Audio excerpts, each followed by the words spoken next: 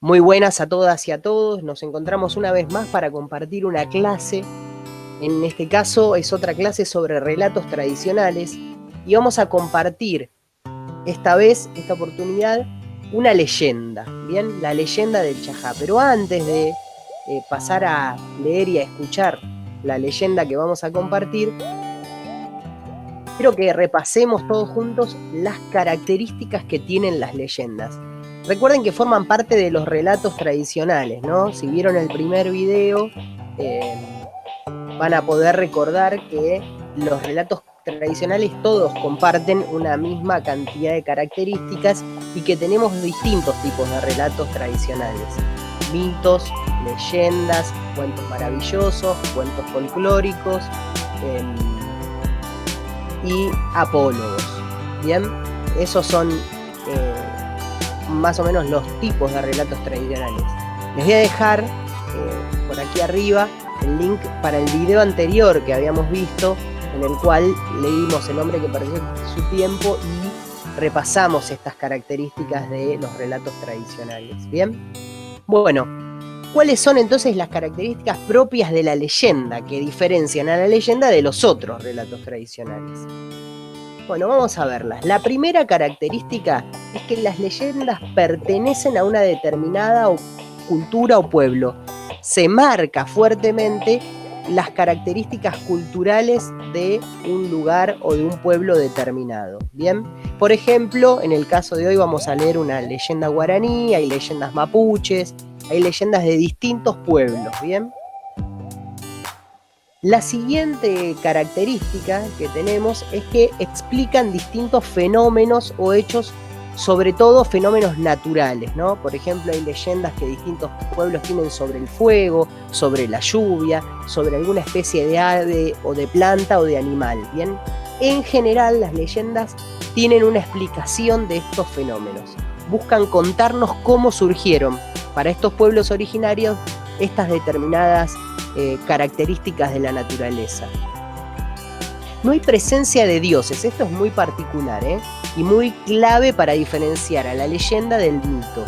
En las leyendas no hay presencia de dioses, y si hay algún dios, por ejemplo en esta se va a mencionar a Tupá, que es como la fuerza creadora y el dios para los guaraníes, los dioses no son los protagonistas del relato, ¿no? Aparecen por ahí con alguna intervención o con alguna mención, pero no son los protagonistas, sino van interactuando en el relato. ¿Bien?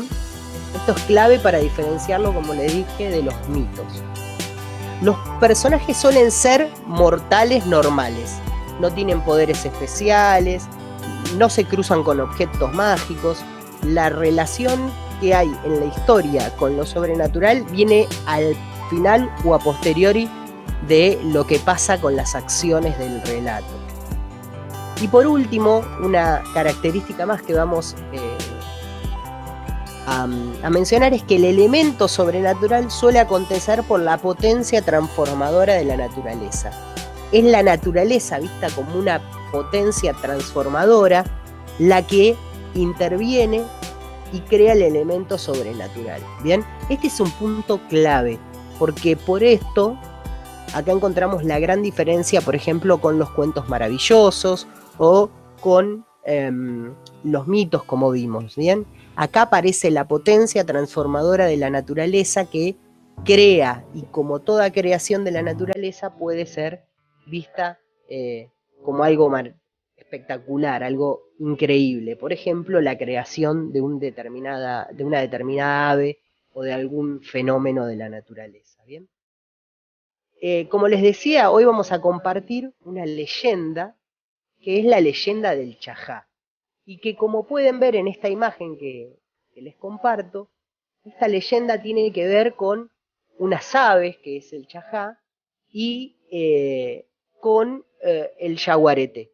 Se van a nombrar varias palabras en guaraní en la leyenda, sobre todo en los nombres de los personajes. Por ejemplo, Piraú, que quiere decir pescado negro o pez negro, Chajá, que quiere decir vamos, vamos en guaraní, y algunas otras palabras que ustedes pueden averiguarlas, ¿sí? Y que después las podemos comentar y y charlar en los comentarios respecto a su significado, ¿bien? Otra cosa interesante que estaría bueno que hagan es que averigüen en dónde habitó o habita todavía el pueblo guaraní, porque todavía hay muchos descendientes y familias guaraníes que existen y cuya lengua todavía se habla muy fuertemente en varias regiones, ¿no? Por ejemplo, en el caso de nuestro país, en la zona de Misiones, Corrientes y Chaco se habla guaraní, ¿bien? También en partes de Formosa se habla guaraní muy habitualmente, y en Paraguay el guaraní es una lengua oficial, ¿sí? Así como nosotros tenemos el castellano como lengua oficial, el guaraní es la lengua oficial de Paraguay, ¿bien? Así que fíjense que es una lengua muy interesante y muy bella sobre todo. Así que será interesante si ustedes pueden buscar información respecto a esto. Bueno, si les parece, ahora sí, habiéndoles contado todo esto, podemos escuchar la leyenda del Chajá.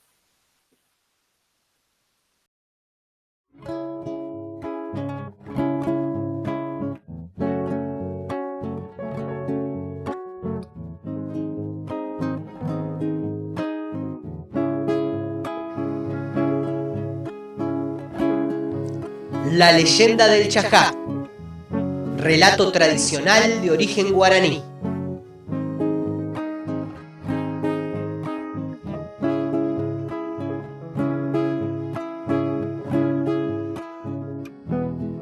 Aguará había sido un joven cacique muy valiente, respetado y querido por su pueblo. Pero el tiempo había pasado y se sentía cansado y enfermo. Era Taca, su hija, quien lo ayudaba en las tareas de jefe. Desde chiquita, su padre le había enseñado a manejar el arco y la flecha, a cazar, a tomar decisiones. Taca era una mujer independiente y decidida, y como si esto fuera poco, también era hermosa. Trenzas negras larguísimas, piel cobriza, ojos grandes y brillantes. Las madres de la tribu acudían a ella cuando sus hijos estaban en peligro. Las más jóvenes le pedían consejos y Taca siempre estaba dispuesta a escuchar y brindar una palabra que aliviara.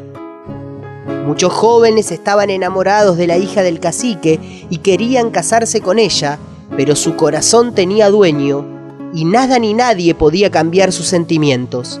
Ella había dado su palabra y cuando una guaraní daba su palabra, iba en el alma en ese juramento. Arán Aró era el novio de Taca.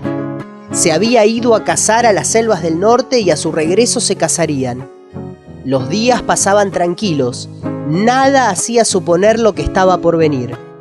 Una tarde, Petig, Carumbé y Pindó, 3 jóvenes de la tribu, salieron como lo habían hecho tantas otras veces a buscar miel al bosque. Se separaron para encontrar más panales. Gritos desgarradores de espanto retumbaron entre los árboles. Petig había sido atacado por un yaguareté hambriento y no había podido defenderse. El animal salvaje lo había destrozado con sus garras. Sus compañeros no pudieron hacer otra cosa que escapar y contar lo sucedido cuando llegaron a la tribu. Asustados, ya no iban al bosque a buscar frutos porque el yaguareté acechaba. Muchos lo habían visto merodeando el lugar.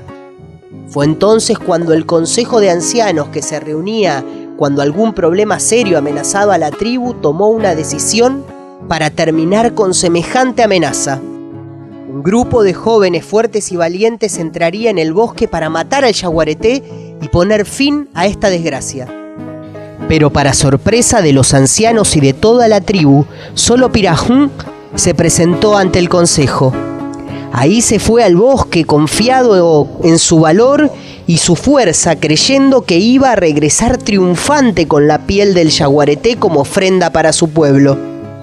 Nunca regresó y la tristeza ganó la partida.